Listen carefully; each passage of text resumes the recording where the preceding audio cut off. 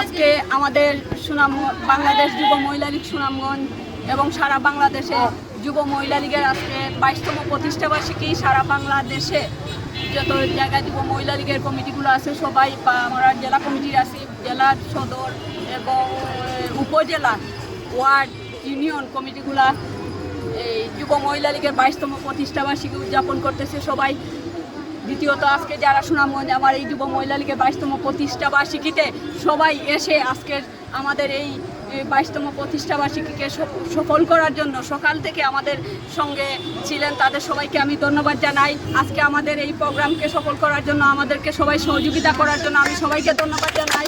এবং যারা বিভিন্ন ওয়ার্ড থেকে, বিভিন্ন ইউনিয়ন থেকে, বিভিন্ন উপজেলা থেকে আজকে আমাদের এই মিটিংকে সফল করার জন্য, আমাদের এই প্রতিষ্ঠাবার্ষিকীকে সফল করার জন্য যারা এখানে এসেছেন, এই বন্যার মধ্যে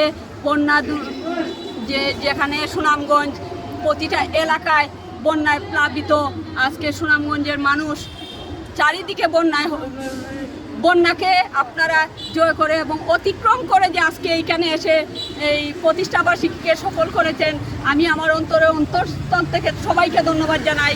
জয় বাংলা, জয় বঙ্গবন্ধু, জয় হোক মেয়নতি মানুষের। বাংলাদেশ যুব মহিলা লীগের 22তম প্রতিষ্ঠাবার্ষিকী সারা বাংলাদেশের প্রত্যেকটা জেলায়, উপজেলায় প্রতিষ্ঠাবার্ষিকী উদযাপন করা হচ্ছে।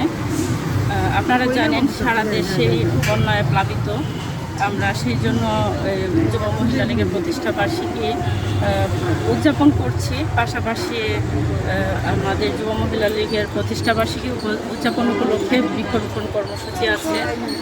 আজকে সুনামগঞ্জ জেলা শাখার পক্ষ থেকে বিকালবেলায় চাল বিতরণ আছে বিশম্বরপুর উপজেলার বাদের ট্রেক এরিয়াতে, আমরা যাব এখানে।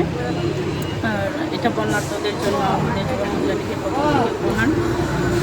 আমরা যুব মহিলা লীগের আপনারা দেখছেন অবশ্যই এই সুনামগঞ্জ জেলার বিভিন্ন অঞ্চলে এই বন্যার্থদের পাশে দীর্ঘদিন ধরে আমরা কাজ করতেছি, আমরা কাজ করে যাচ্ছি। আমরা সবসময় যুব মহিলা লীগ বাংলাদেশের দুর্দিনে বিভিন্ন সময়ে সবসময় পাশে ছিলাম, আছি, থাকবো। সকলে ভালো থাকবেন, সুস্থ থাকবেন। আর আজকে যারা এখানে সবাই অংশগ্রহণ করেছেন সকলের প্রতি আমি কৃতজ্ঞতা জ্ঞাপন করছি।